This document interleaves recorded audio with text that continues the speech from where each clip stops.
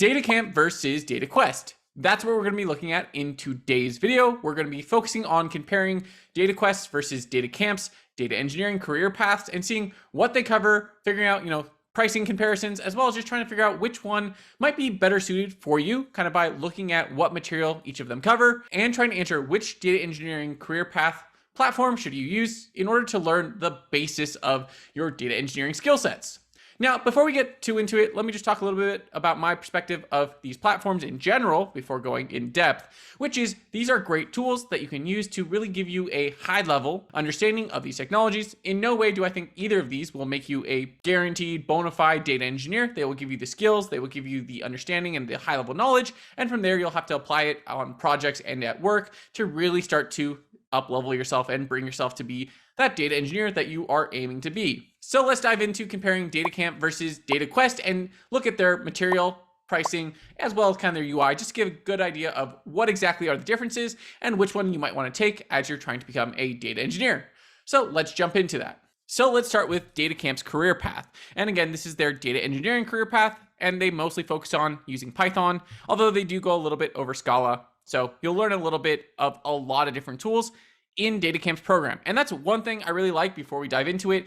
They really cover a lot of tools, which is something I think that is something you'll realize as a data engineer is you will have to learn what feels like an endless amount of tools, at least to some degree. You've got everything from PiSpark to Airflow to Postgres to MongoDB to Hadoop to Hive to Presto. It's really just this endless list of tools. Whereas, if you look at data scientists, they mostly do everything in Jupyter Notebook. Okay, that was a small dig at data scientists. They obviously do a ton more and use other platforms as well.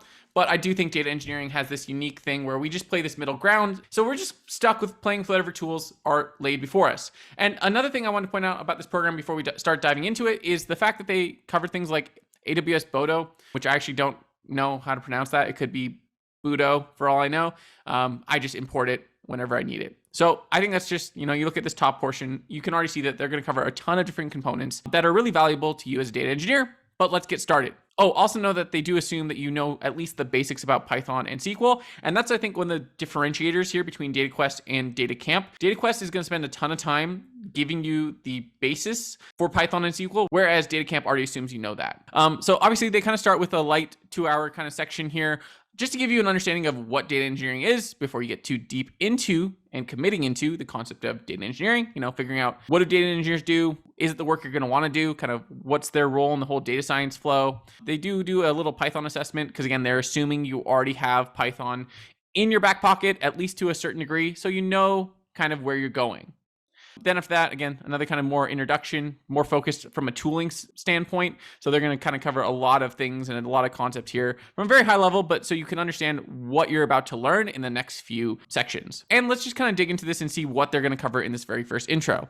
So diving into this very first intro, what you're going to see is it's free. So you can do this for free, and you can kind of see the chapter details, and you can see they're going to cover a lot about the high level concepts in terms of tooling that you're going to work with, right? Like, so if I click cloud providers, you're going to get a pretty quick video here where they're going to intro cloud and kind of what it is and the different services that you can work with. It's only about 4 minutes, and that's pretty consistent throughout their whole program. So again, this is free, so you can poke at it and see. Again, this is more to give you a high level of what you're about to learn and less focused on actually, I think, digging into the nuances of data engineering. Going back and digging into this a little more, there's also stuff where they're going to cover things like ETLs, which I'm really glad that they're kind of starting to, right off the bat, cover the things that you're going to need to know in terms of, again, cloud, ETLs, concepts that are very data engineering centric. And from here, they're now going to start covering some more data engineering specific topics. So scrolling back down, again, they cover a little bit about Pandas. I'm actually not the biggest Pandas fan. I tend to write things more in SQL when it comes to transformations, but there's a lot of stuff you can do there. Some people do a lot of data framework. Some people prefer doing SQL work.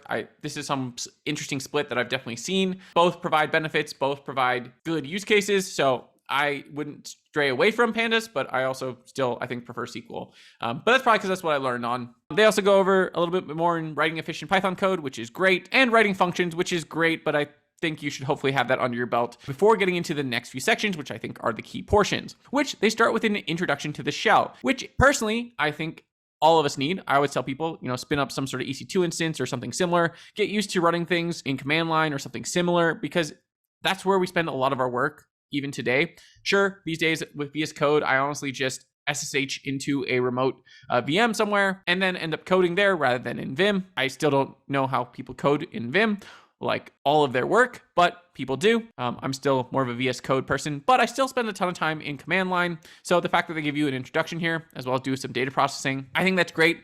Also, let me be real with you. Some people still have data pipelines that are written in Bash. So don't be surprised if you come up into some company and they're running all of their data processing and data pipelines through some Bash scripts, or at least managing it all through that.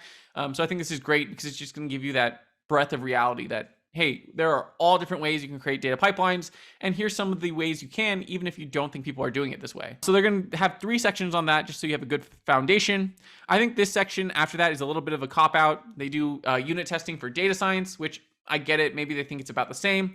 I think there's definitely some differences because unit testing to me doesn't just impact in terms of like functions that you're building for Python. I think there's a lot in terms of like table development, SQL queries. There's a lot of other things that you need to unit test along the way that is very unique, I think, to data engineering that's not as, I think, prevalent in data science. So I'd love to see them make a data engineering specific course here just to kind of cover a lot of the different layers that we cover, because we do so many different things from programming to SQL to, even maybe dashboards where unit tests, I think, play a role because data is so fickle and can be wrong. And I always like to say, if I write a SQL query, I can ask someone else to write the same SQL query and they will write it in a completely different way.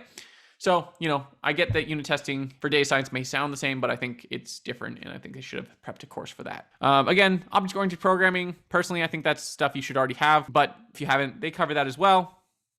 And this is where they start getting into the meat and potatoes, which I'm really excited about because I didn't see this as much in Dataquest, and I started seeing this in Datacamp, and I was really excited as soon as I did, which is they give you an introduction to Airflow and PiSpark pretty much right next to each other, just so you can kind of see 2 different ways that people are managing their data pipelines.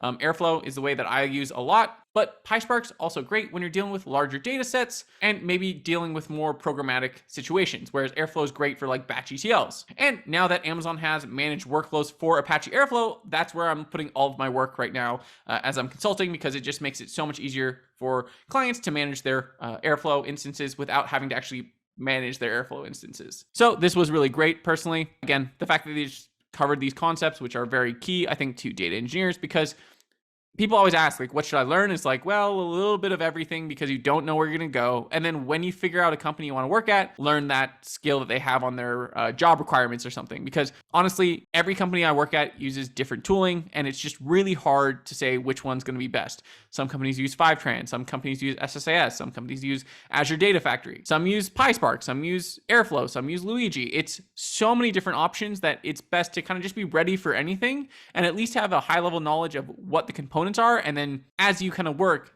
drill into the specifics. So as we keep going, again, they talk about building data engineering pipelines here. So if we were to click into this, they do some basics in terms of like setting up Airflow. Let me go down. Again, they've got a free section here. So they're going to talk a little bit with working with JSON, communicating with APIs, which are both very common if you're a data engineer. I spend a lot of my time doing both. JSON can be a pain. So, especially with nested objects, I think it's great that they covered it. Then they end up covering a little bit more on PiSpark and creating pipelines there, as well as then having more orchestrated kind of workflows, which is, you guessed it, Airflow. And I like this because they're doing this comparison where you can see the difference. And I think that's really important as a data engineer, or if you're, what I like to bill myself as is like a data solution architect, which is you need to know all the different tools you have at your disposal and which ones work best for which situation and why you might want to only pick one or the other. And I think it's great to figure that out by comparing them side by side and figuring out what's one good for, what's the other good for. And the fact that they've kind of got this set up that way, I think just shows you that they really did put a lot of thought into how they structured this course. Rather than just giving you a bunch of materials that you can, go into on Udemy and probably find courses that might even be better for possibly cheaper, or at least you could arguably do it cheaper. You can do it here where they've kind of give you a little bit better of a flow. So the great thing about Datacamp is they keep having like hits in terms of the fact that they kept hitting courses and sections that I really thought made a lot of sense. For example, next they talk about AWS and Bodo, and just the fact that this is where you're going to spend a lot of time, at least AWS or maybe GCP, or if they're doing Microsoft, whatever it might be, you're going to be working with cloud components and you might as well get used to it. So the fact that they kind of covered things like multiple clients, how to deal with things like buckets and things of that nature that are very common for data engineers to do in the kind of like modern cloud world, whether you want to call it modern data stack or modern kind of cloud architecture, the fact that they put a section just for this, I think again, blows a lot of other courses out of the water because they showed that they're actually aware of what data engineers do. I think that's really unique. I don't think a lot of places do that well, and I was really actually happy with this. Sharing files securely, again, another thing that's very important, especially with like S3. It's really easy to set up S3 improperly without setting it up securely. So I love this. Again, it was just hit after hit for me in these sections as I was going through. So once you finish Bodo, you'll have the ability to do a skills assessment again for SQL. I think it's great because if you're doing interviews, you're going to be doing similar SQL queries that they're going to ask you here, which are a little more on the analysis side and not purely on the operational or structural side often. It does depend on the company you're working for. Some might do more stored procedure work, some might do more analysis work. It really does depend, but I think this was great. From there, they do an introduction to relational databases in SQL, as well as just database design, where they cover things like Snowflake, as well as first, second, third, normal form. So really important concepts if you're doing data modeling. I really, again, enjoyed it.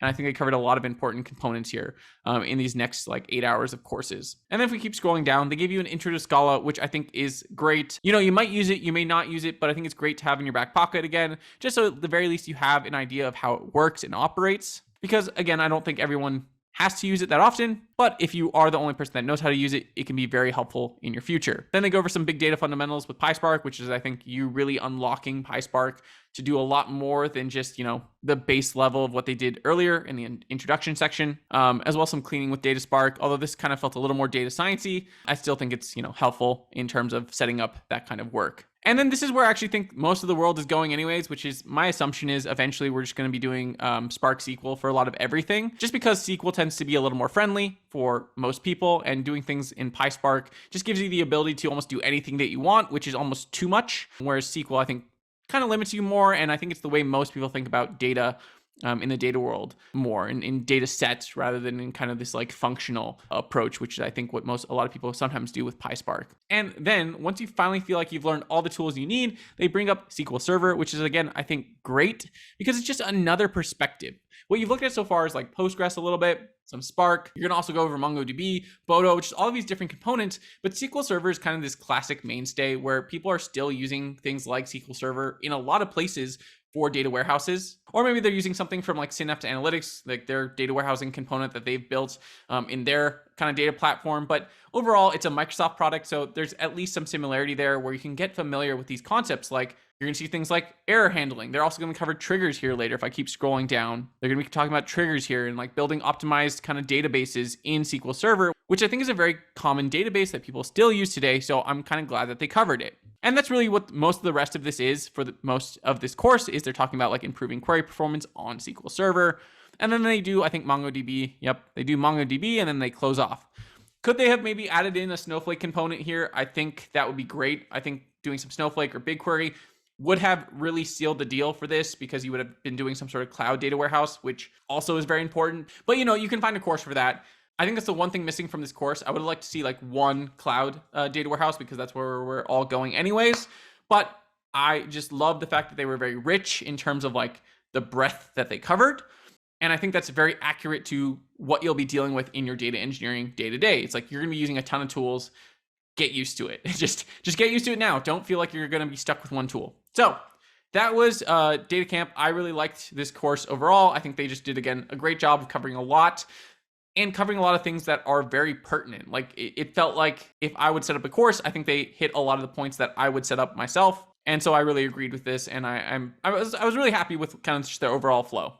Now let's compare that to DataQuest. So right off the bat, the thing that I kind of wasn't hugely a fan of in terms of DataQuest was they really spent a lot of time first focusing on basically the fundamentals of Python. Again, in DataCamp, they already assume you should probably know this stuff. I think they were assuming you understand things like lists, loops, and so forth. Like the fact that they call this kind of Python for data engineering, I mean, this is just basic Python. Maybe they put it more for use cases that are data engineering-esque, but at the end of the day, you should just know basic Python one way or the other. And the fact that you had to put this into the section kind of seems silly. And that kind of continues for the first 3 steps here. So they're going to cover over dictionaries here as well and a few other kind of more intermediate and advanced concepts below. And they're going to do things here with like sorting algorithms and algorithmic complexity, which is great if you're like a software engineer, which is part of what data engineers do. and it probably will help you when you're trying to pass an interview, but I don't think it's exactly what data engineers do. And the fact that they spend the next about 3 sections or 3 steps here just covering those concepts. So now, again, things like sorting algorithms and space complexity. And now they're going to go into like SQL fundamentals, which again, it's great. You do need it, but DataCamp already assumed that you would have at least, I think, this basic, probably top portion. And probably even this bottom portion, like joining, intermediate joins, things of that nature. I think that should have been assumed that you have that already going into this data engineering camp, because to me, there's just so much extra stuff on top of data engineering that has nothing to do with coding in SQL, or at least it's how you apply that coding in SQL and not knowing coding in SQL. That makes it different. It's how you actually apply it towards data engineering versus how you apply it towards software engineering versus how you apply it towards data science is what makes these kind of 3 disciplines different. So they basically kind of are covering things that you should also know as a data scientist here and not showing you how it applies differently. And so they spent the first 3 steps just getting you up to speed. So now if you've finished this section, you can now go to step 4, which is when they first start introducing you to the concept of databases, kind of database management, some things with like database modeling here, but this is really, again, pretty light in terms of what you need to know as a data engineer. We're 4 steps in here, and we haven't really gotten into much what I would consider data engineering concepts. This is pretty general database and programming concepts, which again, if you're a software engineer or a data scientist, you should probably know to some degree. Now we start getting into that pandas kind of NumPy area, which again, you could then apply to maybe using something like Dask or something similar because you're using data frames. But again, this is also something that could just as easily work well for data scientists, and maybe they just took, honestly, data scientist sections and mixed them in here. I think that's not 100% true because they've got things like processing data frames and chunks.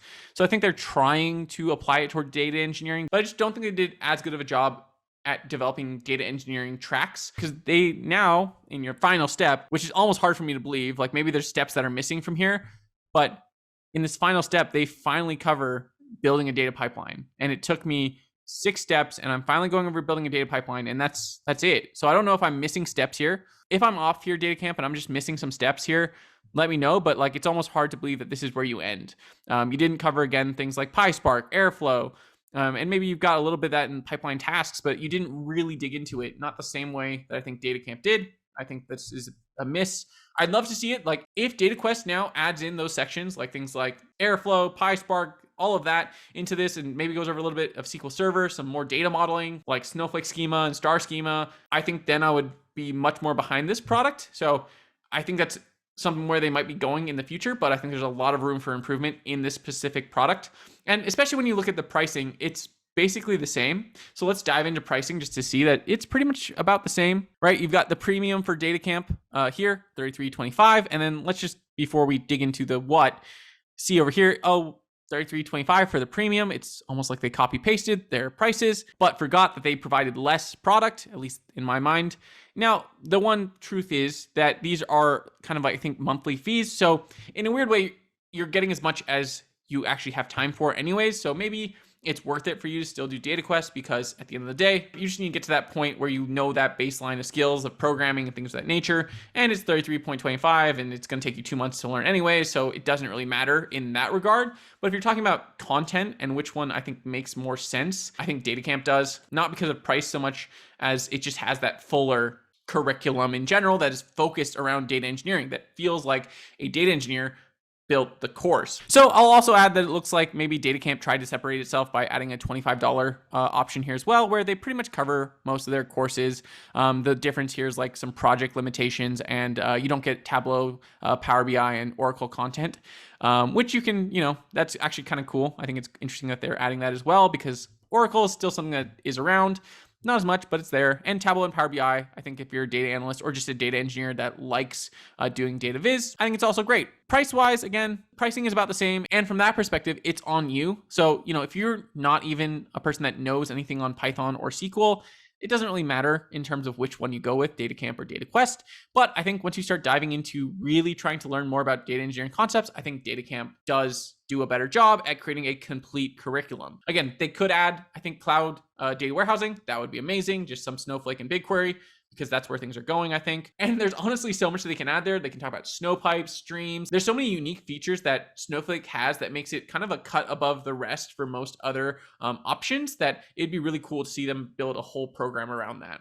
or maybe they can't because of licensing. I don't know. Maybe Snowflake has to like give them the okay to give this section. I don't know. It'd be cool to see them do something with Snowflake. So from there, let's kind of compare the UIs because honestly, they're also kind of the same there. So if we compare the UIs, I think the one thing that really stands out is it just looks like Datacamp maybe has a slightly better like color scheme going on. When you look at this, right, like this actually looks very pretty and very well put together. Whereas if we compare it to DataQuest, it's just a little bit more looking like a command line. That's not what it is, but it just looks a little bit more like that. So it's barely even noticeable personally. Personally, the UIs are about the same. Run code, submit answer. It looks like they basically just copy pasted their solution. In fact, I'm pretty sure if you've ever done any form of like code camp or anything, it always looks exactly this way. So I'm sure there's just a template that you pay for somewhere that gives you this exact same format every time. So overall, I think this is the same. Again, if you're just planning to learn like Python or data science, I'm sure DataQuest is fine. I just think DataCamp from a data engineering standpoint currently is the winner. Like that's just my perspective. DataQuest, if I'm wrong and I missed some courses, correct me. But again, currently you end on data pipelines. That's what I see. And that's kind of a miss because there's just so much more to cover. So hopefully that was helpful to you. And if this video was, take a moment to be helpful to me and just smash that like button. It does seem to improve my standings in the YouTube algorithm, and I really do appreciate it. Again, we're pretty much at 10K, and I'm gonna keep making videos because this is a lot of fun for me. I'm really enjoying getting to review different products, as well as talk about things like consulting and data engineering. So I really enjoyed it. Thank you guys so much for just your time. I really do appreciate all of you. Good luck out there on your data engineering journeys, and I hope you figure out which tool you like better, Datacamp or DataQuest. I will see you next time, and goodbye.